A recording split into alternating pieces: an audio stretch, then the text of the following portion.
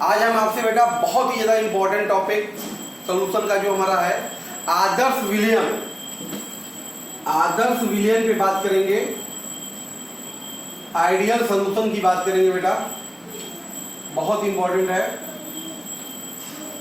ध्यान दीजिए। सीधी बात है, देखो जो विलयन सभी सांद्रताओं पर राउल्ट के नियम का पूर्णतया पालन करे बेटा, उसी को हम लोग क्या कहते हैं, आदर्श विलयन कहते हैं। ध्यान दीजिएगा, आदर्श विलयन के लिए इनके अवयवों और विलयन के मूल प्रभाज और वाष्प दाब में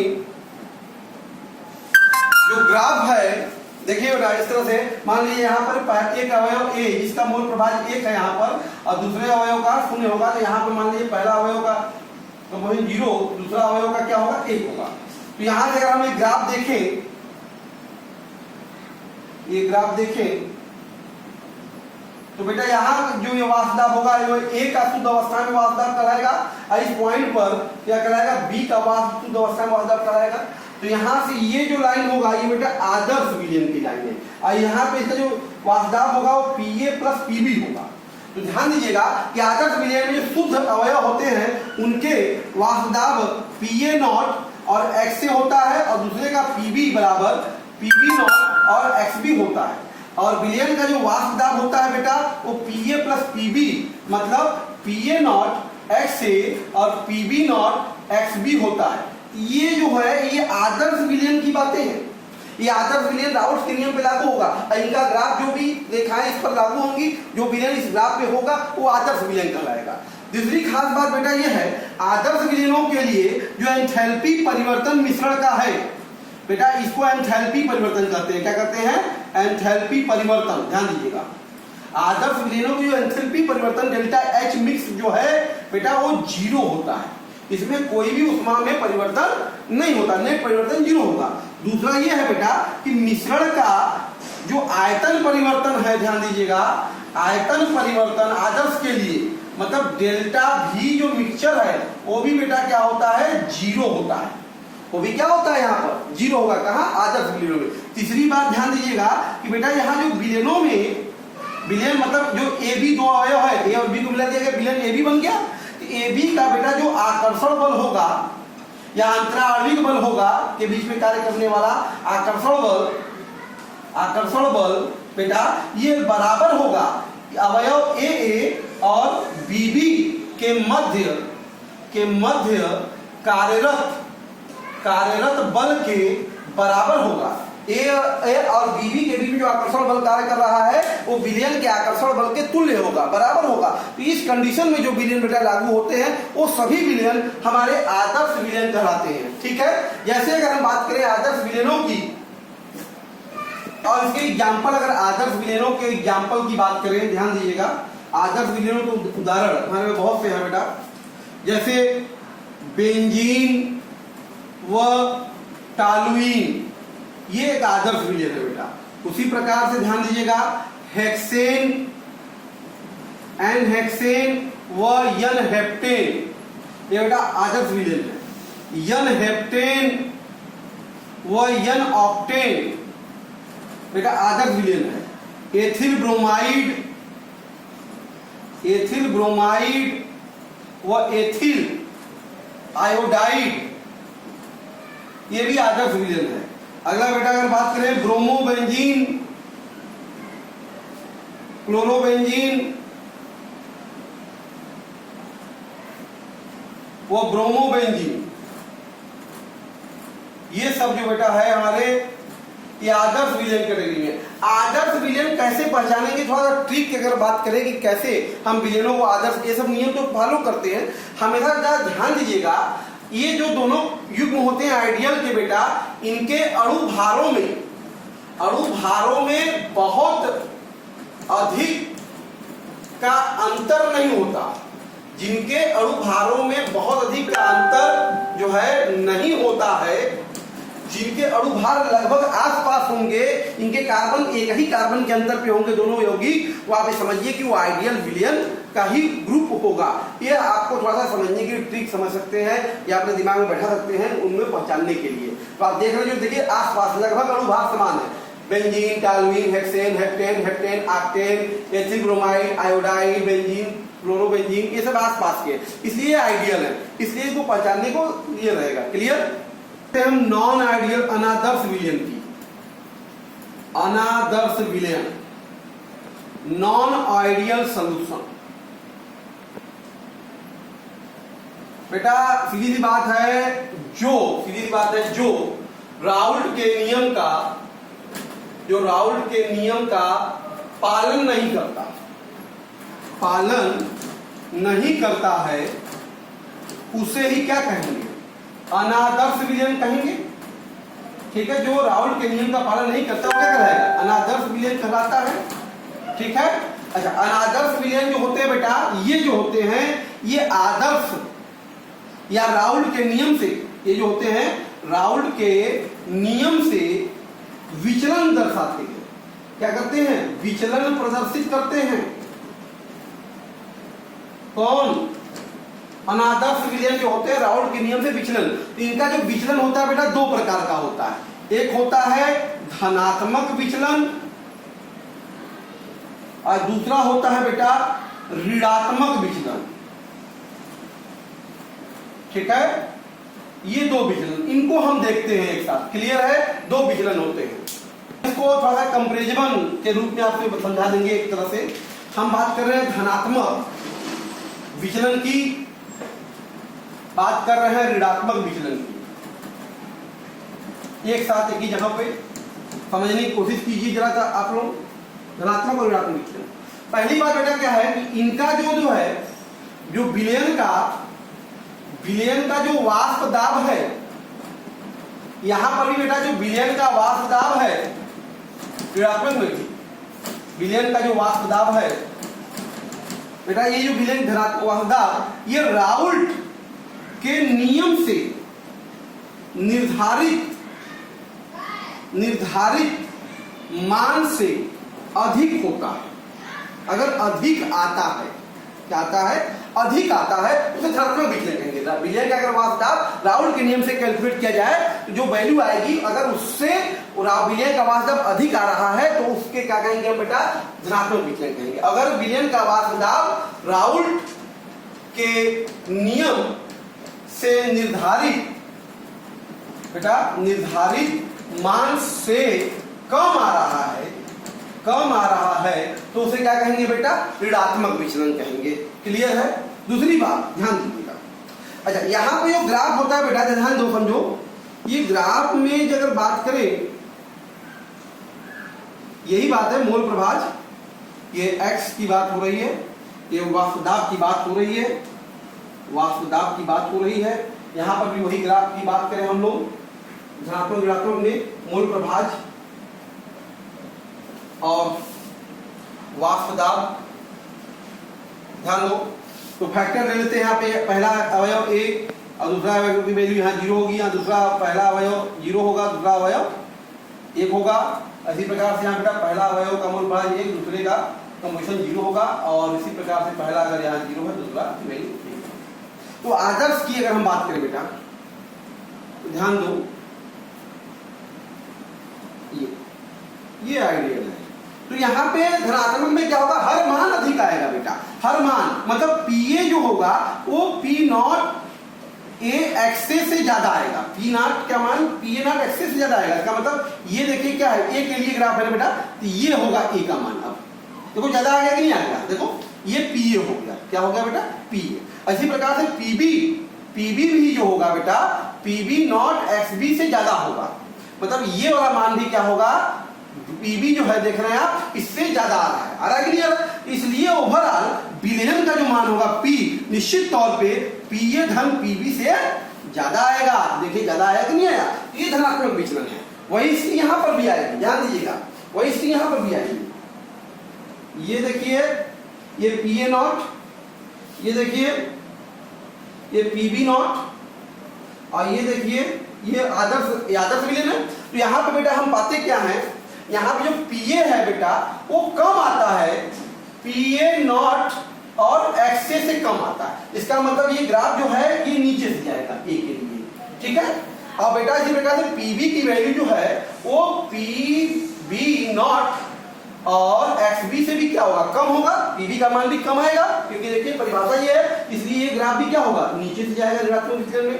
क्लियर। तो ओवरऑल जो होगा बेटा जो विलयन का होगा वो भी कम होगा, पीए और पीबी से क्या आएगा, कम आएगा। इसलिए हमारा अनादर्श विलयन के ऋणात्मक विचलन का ग्राफ ये होगा। तो ये ऋणात्मक विचलन के लिए प्रदर्शन है, धनात्मक विचलन के लिए प्रदर्शन है। क्लियर है बेटा। धनात्मक विचलन में जो विलयन एबी है के मध्य कार्यरत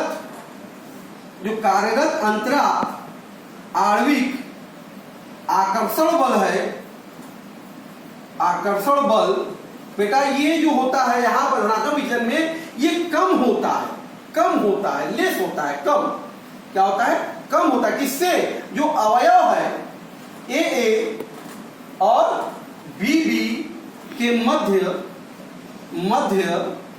कार्यरत आकर्षण बल से, इनके मध्य में जो आकर्षण बल कार्य करता है अवयवों के बीच में, और धनात्मक विचलन में विलयन का जो आकर्षण बल होता है वो अवयवों की तुलना में क्या होता है बेटा, कम होता है धनात्मक विचलन के समय। जबकि ऋणात्मक विचलन में ध्यान दीजिएगा जो विलयन है, विलयन ए बी के मध्य जो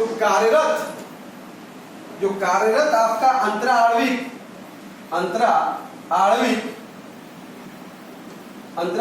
जो आकर्षण है बेटा ये ज्यादा है, क्या है, ज्यादा। किससे, अवयव, जो अवयव है ए व बी के मध्य आकर्षण बल से। बहुत इंपॉर्टेंट है ये, ध्यान दीजिए, कई बार क्वेश्चन पूछा गया है। तो धनात्मक विचलन में विलयन का जो इंटरेक्शन फोर्स होता है वो अवयवों के इंटरेक्शन से बेटा कम होता है धनात्मक विचलन में, और ऋणात्मक विचलन में जो विलयन का आकर्षण इंटरेक्शन फोर्स होता है वो अवयवों के इंटरेक्शन से क्या होता है, ज्यादा होता है। ये बात ध्यान दीजिएगा। और ध्यान दीजिए जरा, धनात्मक विचलन में बेटा जो एंथैल्पी परिवर्तन मिश्रण का होता है वो शून्य से बड़ा धनात्मक होता है, 0 से बड़ा होता है, मतलब एंथैल्पी परिवर्तन बढ़ती है। एंथैल्पी परिवर्तन के मान में क्या होगी, वृद्धि होगी। जबकि ऋणात्मक परिवर्तन में बेटा जो मिश्रण का एंथैल्पी परिवर्तन होगा वो घटेगा, 0 से कम होगा, ऋणात्मक होगा। ध्यान दीजिएगा। क्लियर है। और उसके बाद बेटा धनात्मक विचलन में जो मिश्रण का आयतन परिवर्तन है ये भी 0 से बड़ा होता है। धनात्मक विचलन में मिश्रण का जो आयतन परिवर्तन है बेटा वो भी 0 से बड़ा होता है, जबकि यहाँ पर भी आयतन का जो परिवर्तन होता है वो 0 से कम होता है। किस केस में बेटा, ऋणात्मक विचलन में। क्लियर है।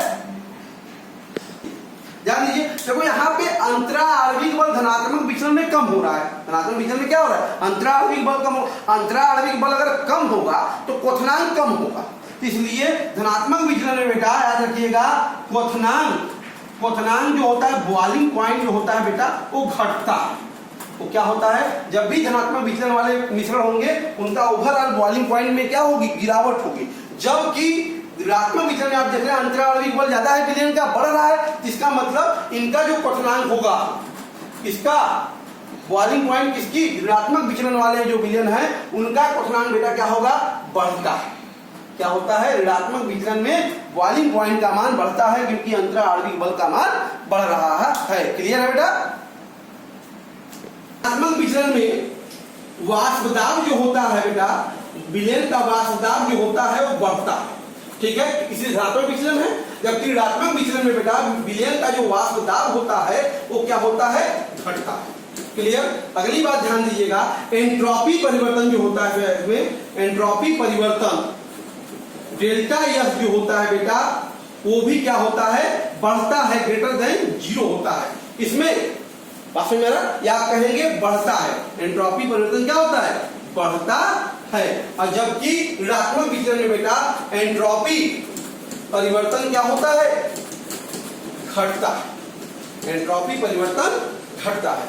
आइए कुछ एग्जांपल देखते हैं बेटा आज धनात्मक और ऋणात्मक विचलन के देखते हैं। खास तौर पे हम लोग धनात्मक ऋणात्मक विचलन में देखो बेटा एथिल अल्कोहल साइक्लोहेक्सेन का मिश्रण एसीटोन और क्लोरो कार्बन डाइसल्फाइड, बेंजीन और एसीटोन, एथिल अल्कोहल और जल, ये सब बेटा धनात्मक विचलन दर्शाते हैं। जबकि यहाँ पर acetone, chloroform diethyl ether, chloroform nitric अम्ल, एसीटोन और एनिलीन, जल और नाइट्रिक अम्ल, डाइएथिल ईथर, क्लोरोफार्म ऋणात्मक विचलन दर्शाते हैं। अगर ध्यान से देखा जाए बेटा इन एग्जाम्पलों को, तो जब आप फोकस करते हैं तो आप थोड़ा समझने के लिए दिमाग बैठाइए। यहाँ पर होता क्या, ओवरऑल बॉइलिंग पॉइंट धनात्मक विचलन में क्या हो रही है, घट रही है। बॉइलिंग पॉइंट घट रही है तो हाइड्रोजन अंतराणु में हाइड्रोजन बॉन्ड जो होता है बॉइलिंग पॉइंट घटाता है। तो हाइड्रोजन बॉन्ड को कंसीडर करके हम इतने एग्जाम्पल को छाट सकते हैं धनात्मक विचलन। तो देखिए जिनमें बेटा जिसमें H बॉन्ड, ध्यान दीजिए, जिनमें H बॉन्ड नहीं बनता है, जिसमें H बॉन्ड नहीं, जिन पेयर में H बॉन्ड ना हो, और या H बॉन्ड टूट रहा हो, क्या हो, टूट रहा हो, जहां पे H बॉन्ड हो अब वो क्या हो रहा है, ब्रेक कर गया, टूट रहा हो, ऐसी स्थिति में H बॉन्ड की क्षमता घट रही हो या H बॉन्ड की क्षमता घट रही हो, बेटा क्या हो रही हो, घट रही हो, तो ऐसी स्थिति में हम कहेंगे कि वहां पर निश्चित रूप से बॉइलिंग पॉइंट घटेगा। और वो एग्जांपल इस कैटेगरी में जो भी आएंगे वो सब धनात्मक विचलन के होंगे। जरा देखिए एथिल अल्कोहल में हाइड्रोजन बॉन्ड होता है, लेकिन साइक्लोहेक्सेन मिलाएंगे तो बॉन्ड टूट जाएगा, इसलिए इसका क्वथनांक घटेगा, इसलिए धनात्मक विचलन में आएगा। एसीटोन और कार्बन डाइसल्फाइड, यहाँ पे हाइड्रोजन बॉन्ड बनता ही नहीं, इसलिए धनात्मक होंगे। बेंजीन एसीटोन में हाइड्रोजन बॉन्ड नहीं बनता, इसे धनात्मक विचलन में। एथिल अल्कोहल और जल, देखिए एथिल अल्कोहल में यहाँ पे बॉन्डिंग क्या होती है, डिक्रीज होती है, बॉन्ड टूटता है इनके मिक्सिंग से, ओवरऑल क्वथनांक में गिरावट आती है मिश्रण में, इसलिए एथिल अल्कोहल और जल भी क्या है, धनात्मक विचलन को दर्शाता है। जबकि यहाँ पर देखिए हम अगर बात करें, जहां पर अगर H बॉन्ड पाया जा रहा है, क्या हो रहा है, पाया जा रहा है, जिस मिश्रण में H बॉन्ड है उपस्थित पाया जा रहा है, या बेटा H बॉन्ड की क्षमता बढ़ रही है, क्षमता बढ़ रही है, या बनने की प्राथमिकता बढ़ रही है, H बॉन्ड बनने की संभावना है, H बॉन्ड बनेगा तो अंतराणविक बल का प्रभाव बढ़ेगा, अंतराणविक बल का प्रभाव बढ़ेगा, क्वथनांक बढ़ जाएगा, इनका क्वथनांक अधिक होता है ऋणात्मक विचलन वालों का। तो हम देखें यहाँ सारे एग्जांपल में देखें, एसीटोन और क्लोरोफार्म, देखो बेटा एसीटोन और क्लोरोफार्म को हम आपको दिखा दें, अगर यहाँ पे ध्यान दीजिए एसीटोन और क्लोरोफार्म को, तो देखो ये एसीटोन होता है, ठीक है ना, और ये होता है बेटा क्लोरोफार्म, ठीक है, इनके बीच में H बॉन्ड बनने की संभावना है, इस वजह से ये बेटा ऋणात्मक विचलन को दर्शा रहे हैं। तो जहां पे H बॉन्ड बनने की संभावना बढ़ेगी वो क्या होगा, ऑटोमेटिक वो ऋणात्मक विचलन में जाएगा। क्लोरोफार्म और डाइएथिल ईथर, इसमें भी H बॉन्ड बनने की संभावना है, ठीक है। क्लोरोफार्म नाइट्रिक अम्ल के बीच में भी इसके हाइड्रोजन और इसके ऑक्सीजन के बीच में हाइड्रोजन बॉन्ड बनने की संभावना है, इसलिए ऋणात्मक विचलन है। एसीटोन और एनिलीन, एसीटोन के ऑक्सीजन और एनिलीन के हाइड्रोजन के बीच में H बॉन्ड बनने का इंटरेक्शन संभावना है, इसलिए यहाँ पर भी क्या होगा, ऋणात्मक विचलन होगा। जल और नाइट्रिक अम्ल के बीच में H बॉन्ड बनने की संभावना है, इसलिए यहाँ पर ऋणात्मक विचलन होगा। डाइएथिल ईथर क्लोरोफार्म में भी हाइड्रोजन बॉन्ड बनने की संभावना है। तो हाइड्रोजन बॉन्ड को ट्रिक समझ के या उसका आधार बनाकर हम आसानी से बेटा कंपटीशन में कोई भी पेयर आए, हम हाइड्रोजन बॉन्ड को कंसीडर करके आसानी से बेटा कौन सा धनात्मक विचलन होगा, कौन सा ऋणात्मक विचलन होगा, उसको हम छाट सकते हैं। आदर्श के लिए मैंने ट्रिक आपको बता दिया, क्या ट्रिक है बेटा आदर्श के लिए, जिसका अणु भार लगभग पास हो, अणु भारों में बहुत ही अंतर न हो, तो वो पेयर सारे आदर्श के होते हैं। क्लियर है बेटा?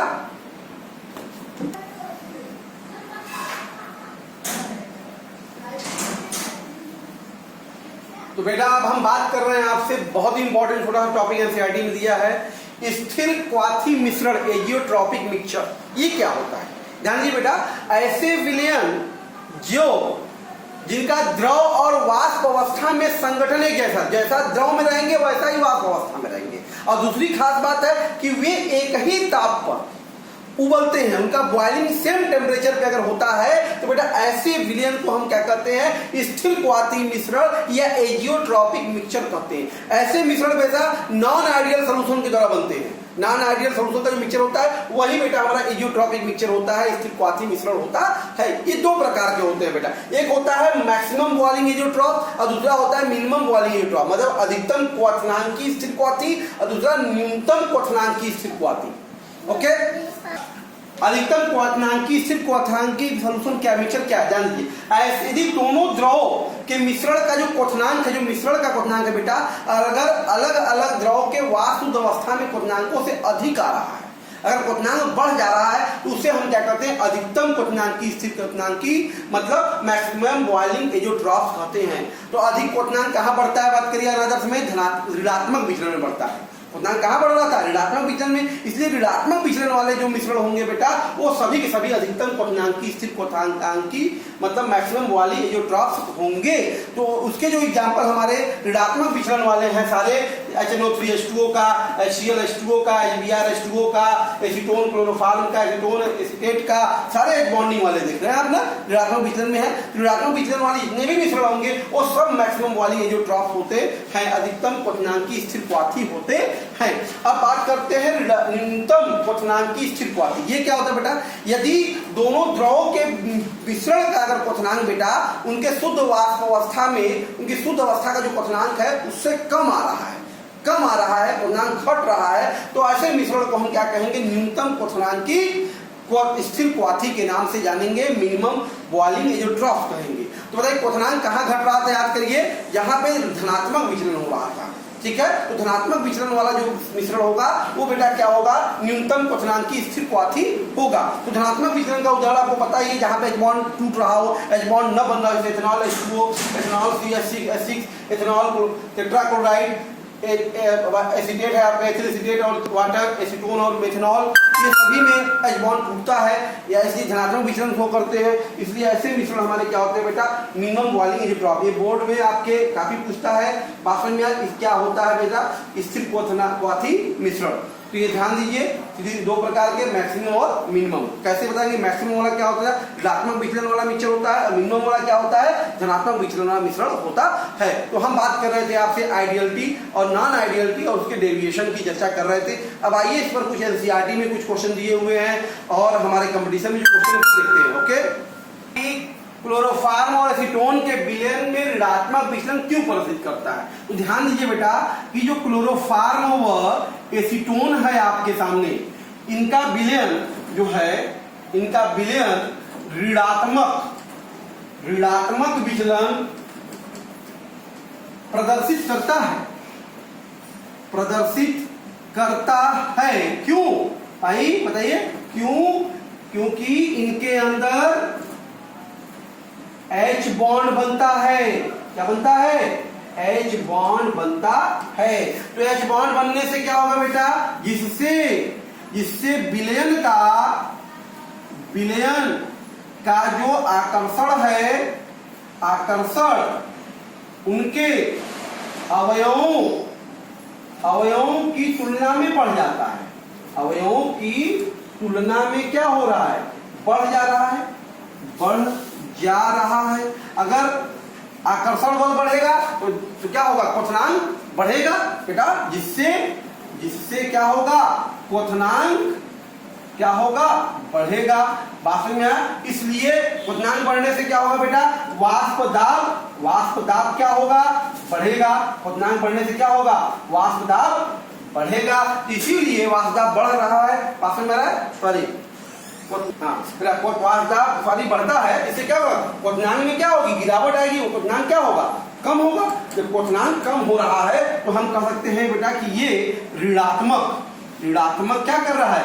विचलन प्रदर्शित करता है। क्लियर है? इसलिए ऋणात्मक क्या करेगा? विचलन प्रदर्शित करेगा। देखिए हाइड्रोजन बॉन्ड बनता है बेटा क्लोरोफॉर्म में, आप देख सकते हैं एसीटोन और क्लोरोफॉर्म के अंदर हाइड्रोजन बॉन्ड इस तरह से यहाँ के बीच में इस तरह से जो है हाइड्रोजन बॉन्ड की संभावना बनती है।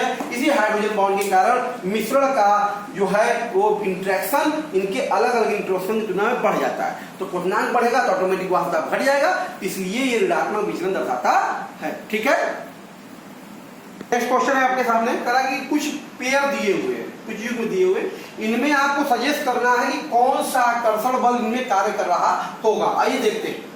पहला हेक्सेन और ऑक्टेन। हेक्सेन भी देखिए नॉन पोलर अध्रुवी और ऑक्टेन भी अध्रुवी। तो अध्रुवी अणुओं के बीच में क्या काम करता है? लंदन बल काम करता है ना। इसका मतलब यहाँ कौन सा आकर्षण बल काम कर रहा हो बेटा? लंदन बल और परिक्षेपण बल। लंदन परिक्षेपण जो बल होता है, डिस्पर्जन जो फोर्स होता है वो कार्य कर, लंदन बल कार्य करता है। इसी प्रकार देखिए आयोडीन भी क्या है? अध्रुवी। कार्बन टेट्राक्लोराइड भी अध्रुवी। इसमें भी क्या काम करेगा बेटा? लंदन फोर्सेस कार्य करता होगा। ठीक है, यहाँ देखो NaClO4 एक आयन है, H2O एक ध्रुवीय अणु है। यहाँ पे बेटा क्या काम करेगा बताइए? आयन द्विध्रुव आकर्षण कार्य करेगा। क्लियर है कि नहीं बताइए? ये आयन है द्विध्रुव, यहाँ पे आयन द्विध्रुव का आकर्षण काम करेगा। ये क्या है, ये भी पोलर, ये भी पोलर, मतलब ये भी डाइपोल है, ये भी डाइपोल है, दोनों डाइपोल, इसका मतलब क्या हो गया, द्विध्रुव द्विध्रुव द्विध्रुव द्विध्रुव, डाइपोल डाइपोल इंटरेक्शन, द्विध्रुव द्विध्रुव आकर्षण यहाँ पे कार्य करता है। क्लियर है। एसीटोनाइट्राइल भी क्या है, द्विध्रुव है, पोलर है, एसीटोन भी क्या है, पोलर है, इसका मतलब ये भी डाइपोल है, ये भी डाइपोल। यहाँ पे क्या काम करेगा बेटा, कौन सा बल बताइए, द्विध्रुव, और यहाँ पर भी क्या है, द्विध्रुव डाइपोल डाइपोल आकर्षण। तो ठीक है, तो यहाँ बात समझ में आया। तो पहला दूसरा में मैं कह रहा लैंडन फोर्स है, क्योंकि दोनों अध्रुवी है, ये आयन और ध्रुवी, इसमें आयन डाइपोल इंटरेक्शन, ये पोलर, इसलिए दोनों में डाइपोल डाइपोल इंटरेक्शन, ये भी पोलर, ये भी पोलर, इसमें भी डाइपोल डाइपोल इंटरेक्शन कार्य कर रहा है। क्लियर है।